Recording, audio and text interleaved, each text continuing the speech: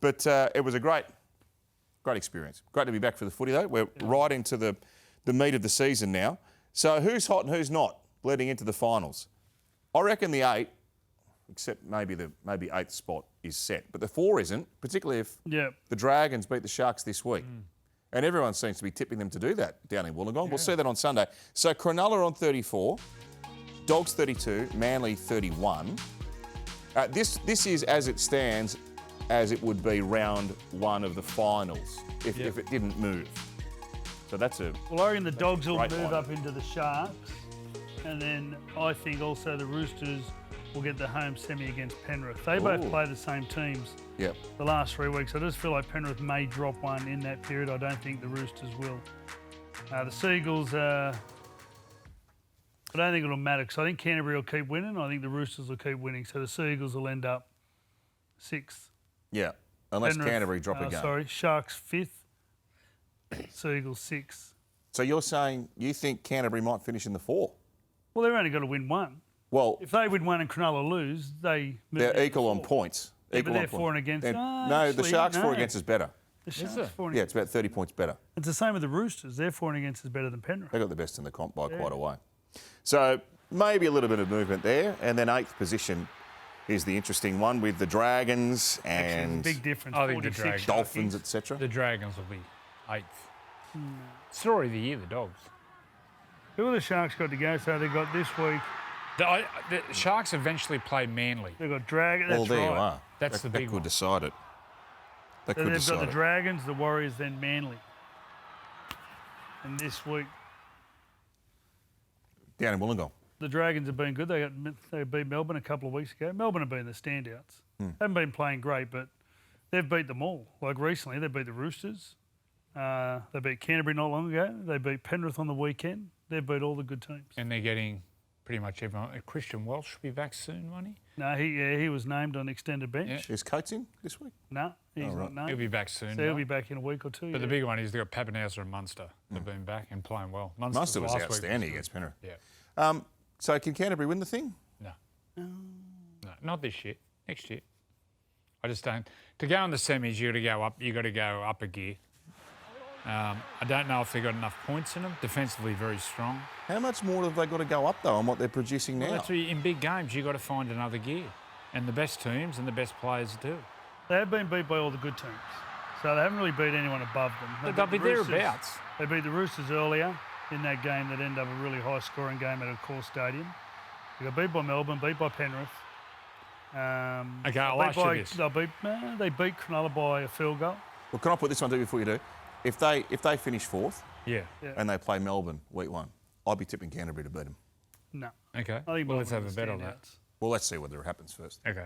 You reckon they're going to go to Melbourne? And to win a comp, to win a comp for the Dogs, could they beat Melbourne, Penrith? Week off.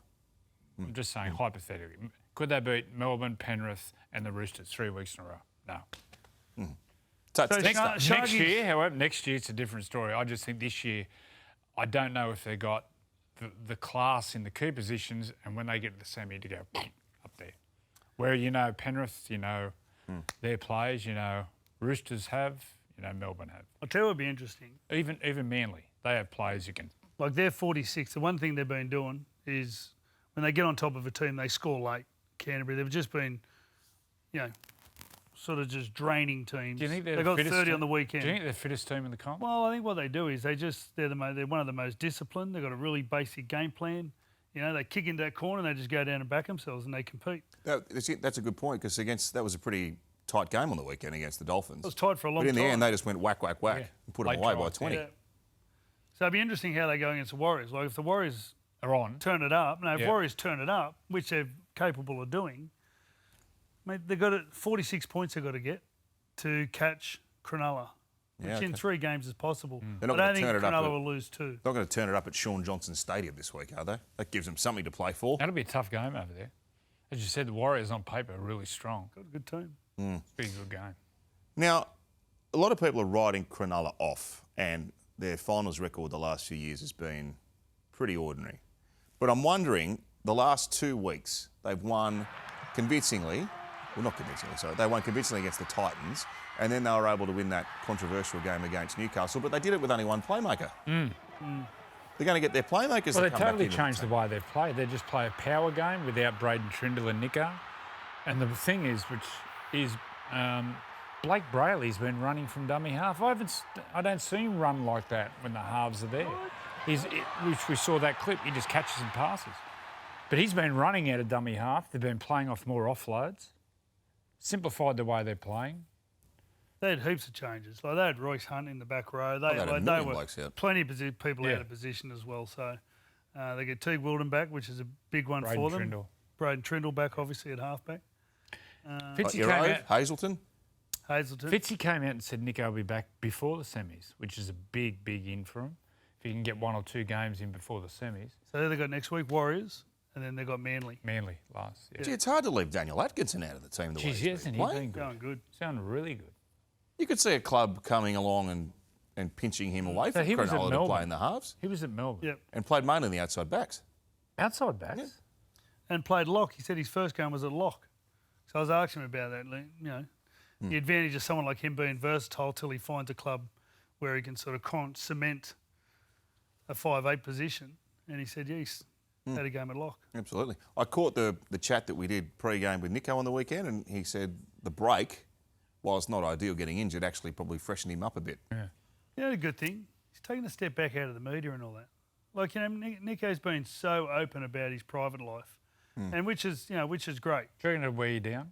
Oh, well, I think that's what's happened. And then, because what happened is, the Origin didn't go the way he most really wanted, and then all of a sudden it explodes on you. People just turn on you. Danny Weidler. Answer it. Danny, you're live on Freddy the Eighth. Have you got any mail for us?